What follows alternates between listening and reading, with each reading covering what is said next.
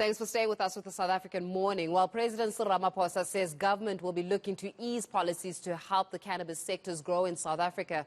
He highlighted that South Africans have already been farming cannabis. So according to the World Health Organization, South Africa is the third largest illegal cannabis producer in the world. So let's get reaction now from Africa Cannabis Advisory Group CEO Sibusiso Xaba. Sibusiso, always a pleasure speaking to you. I mean, during the State of the Nation address, President Cyril Ramaphosa obviously made mention of a need to review some of these policies as well as regulatory frameworks around the number of processes involved in the cannabis industry.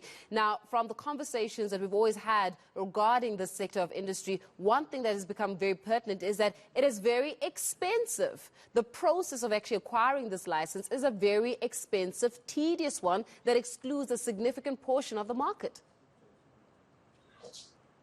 Good morning, Faith. Thank you so much for having me on the show today, and good morning to your viewers. So you hit the nail on the head. I think one of the major challenges with the current framework of the legal cannabis industry in South Africa is the fact that millions of rands are required to start a business, and an extreme high level of technical skills is required to really get off the ground. Now, the reason for that is because the government has been taking a staged approach in terms of legalizing the industry, and medical cannabis has been the first real commercial way in which individuals can get into the industry. Unfortunately, the challenge is that there are really no funding sources available. So, for example, if you are an entrepreneur and you do have the skills, the team, and so forth, there's little to no capital available to sort of be able to get into the industry, unless you obviously have got money or resources already. But I think one thing to consider when sort of looking at the dynamic of our industry is that the introduction of industrial hemp is also the second sort of regulated cannabis activity, which is growing outdoors and growing at scale, which is a significantly lower entry point in terms of capital versus your medical cannabis. So I think over time there will be tweaks to the legislation and regulatory framework to make this industry more accessible. And I think there will be an effort to create a framework for South African individuals and small businesses to cultivate and provide cannabis to the local supply chain. Where does the significant sector of industries concentrate actually lie? So when we're looking at the sector of industry in itself, the cannabis industry, whose hands is it at? Sure. So it currently is pretty much dominated by individuals and groups that have got sufficient capital to get up and running.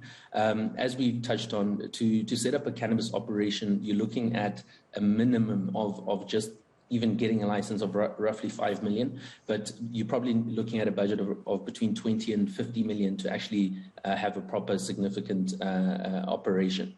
Now, the president's words were encouraging, because it does seem that the government established investment vehicles will begin to support this industry in the way of capital. And should the government also keep to their word, rural communities, indigenous growers and individual growers will have a means to commercially sell cannabis in South Africa in the future. Yeah, I mean, we're speaking here about even the cannabis for private purpose bill that is currently making its way through Parliament, obviously following the introduction in September 2020. But we know that when it comes to these bills as well, it's about implementation of the bill and how exactly will it manifest itself in the home, and how does it trickle down to the small enterprise that wants to get its teeth into the sector of industry. One such, for example, right now, many would say that those who would love to open a small cannabis business are limited, right? So because of the illegalities as well as the regulations around it. So until when will those individuals be allowed to even play ball within the cannabis sector of industry? As you're saying right now, it rests and lies in the hands of those that have got the capital for it, but those small businesses, which may be even black-owned small businesses, are still left out in the cold. How long do you think it will actually possibly take for us to undo some of those existing realities? Sure. So I think this has been one of the, biggest frustrations with sort of the process that government has taken in terms of formalizing legislation. Even when we look at the Cannabis for Private Purposes bill, one of the big disappointments in the bill was that it was a judgment passed down by the Constitutional Court from the 2008 ruling around the cultivation and consumption of cannabis in the private space. The expectation from the industry was that it would also allow for commercial cultivation, trade, and sale of cannabis by smaller businesses and individuals and so forth. But it literally just went as far as it needed to go in order to satisfy Judge Zondo's ruling.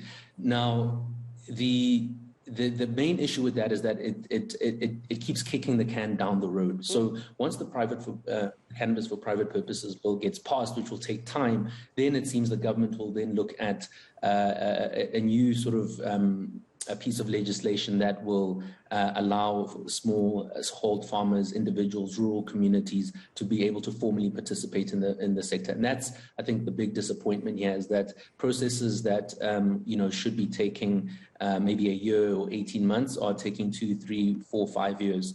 And in the state that South Africa is in today, we desperately need to empower as many people as possible to pull themselves out of poverty. And so we're hoping that the president's focus on cannabis and hemp at SONA is one where this time it will be met with urgency, so that we can begin to really mobilize this industry and fulfill its full potential for the people of South Africa. I hear you. On that high note, we'll leave it there. Sibusiso Xaba, CEO of the Africa Cannabis Advisory Group. Thank you very much.